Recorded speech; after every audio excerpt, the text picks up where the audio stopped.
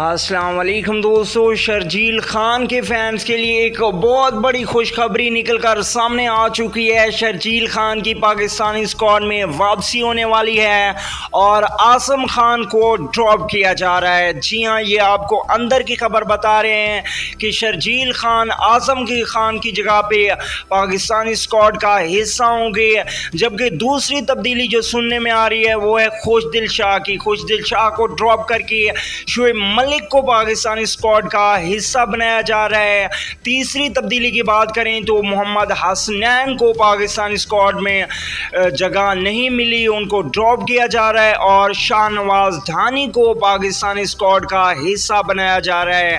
اس کے علاوہ آصف علی کی جگہ پہ فخر زمان کو پاکستانی اسکواڈ کا حصہ بنایا جائے گا۔